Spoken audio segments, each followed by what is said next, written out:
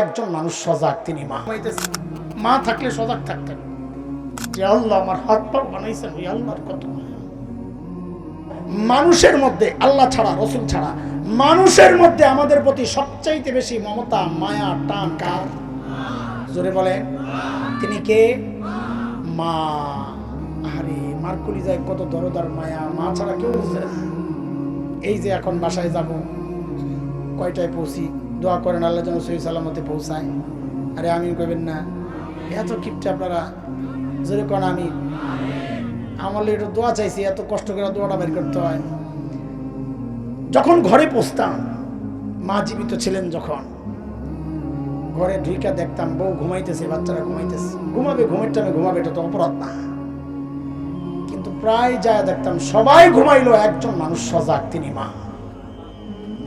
9 তলায় বাসা ছিল, তো গলি দিয়া গাড়িটা ঢুকলে জানালার কাছে মাথাটা আনতাম, কেন মন ডাকতো কেউ একজন জানালার কাছে দাঁড়ায় রয়েছে লাইট নিবাইয়া। তো প্রায় দেখতাম পর্দা গোল করে এই তাকায় বুঝা যায় একজন দাঁড়ায় রয়েছে। চাবি থাকতো, দরজা খুইলেই মাঝে মধ্যে যায় দেখতাম মা অস্থির পায়চারি করতেছেন, এই মাথায় হাঁটতেছে।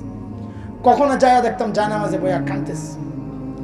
তো মাঝে মাঝে জড়াইয়া ধরে বলতাম মা ঘুমান না? তো কি বলতেন? বাবারে বাহিরে যতক্ষণ থাকো ঘুম তো আমার আসে না, খুব মিস করি। ঘরে যখন ঢুকে যায় সবাই ঘুমাইতেছে, মা থাকলে সজাগ থাকতেন, এর নাম মা। আরে ঘরে খাবার যা আছে, কোনো মা যদি মনে করেন এই খাবার যদি একটু আমি খাই, তো বাচ্চারা পেট পুরে খেতে পারবে না।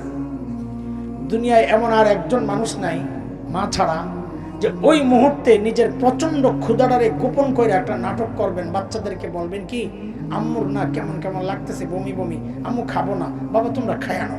সারা রাত ক্ষুধায় কষ্ট পাবে, কিন্তু বাচ্চারা পুরাটা খাইছে, মার এটাই শান্তি, এর নাম মা। এর নাম কি? আরে ওর জন্যই তো ওলামারা কিছু মাসআলা মা আর বাবার আলাদা করেছেন। যেমন একটা মাসআলা তো এমন, কোন সন্তান যদি বাবা মার আগে মৃত্যুবরণ করে, বাবা তো সন্তানের লাশের পেছনে পেছনে যেতে পারে, বাবা সন্তানের কবরেও নামতে পারে। বলে কেন? বাবার কলিজায় কি মায়া দয়া নাই? বলে আছে। বাবাও চিৎকার করে করে কান্না করবেন, কিন্তু বাবাকে আল্লাহ ওই শক্তি সামর্থ্য মনোবল দিয়েছেন, বাবা সন্তানকে দাফন করে শোয়া কান্না করতে করতে উপরে উঠতে পারবেন, ওই শক্তি আল্লাহ বাবারই দিয়েছেন।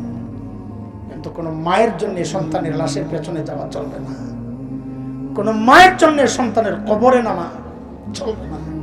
কেন? দুনিয়ায় এমন কোনো মা নাই যে সন্তানকে দাফন করার জন্য কবরে নেমে সন্তানকে শোয়া দিয়া ওই মা আবার সুস্থ অবস্থায় উপরে উঠবেন, এমন কোনো মা নাই। সন্তানদের শোয়া নিজ লাশ হইয়া শুয়ে পড়বে। এরে ভাই একটু জানতে চাই, এই যে মার কলিজায় এত দরদ, এত মমতা, এত মায়ার ভালোবাসা, কারণটা কি বলেন তো? মা আমার 2 চোখের 1 চোখ বানাইছেন সেই জন্যে, মা আমার একটা কান বানাইছেন সেই জন্যে, মা আমার একটা হাত বানাইছেন সেই জন্যে। আচ্ছা একবারে বলে ফেলেন না, মা আমার শরীরের কি বানাইছেন? কি বানাইছেন? বলেন বলেন, কি বানাইছেন? কিছুই বানান নাই, কিছুই বানান নাই। তারপরেও মার কলিজা এত দরদ, মা আমার কিচ্ছু বানান নাই, অল্প কয়দিন ভাড়াটিয়ার মতো আমার পেটে জায়গা দিছেন, হওয়ার পর লালন পালন করেছেন, কিচ্ছু বানান নাই। তাতেই মার কলিজা এত দরদ আর মায়ার মমতার ভালোবাসা, কিচ্ছু বানান নাই। তারপরেও তাইলে যে আল্লাহ আমার চোখ বানাইছেন, ওই আল্লাহর কত মায়া। যে আল্লাহ আমার হাত পা বানাইছেন, ওই আল্লাহর কত মায়া। যে আল্লাহ আমার এত এত নিয়ামত দিয়া বাঁচায় রাখছেন, ওই আল্লাহর কত মায়া। এর জালিম কত মায়া, বুঝো না?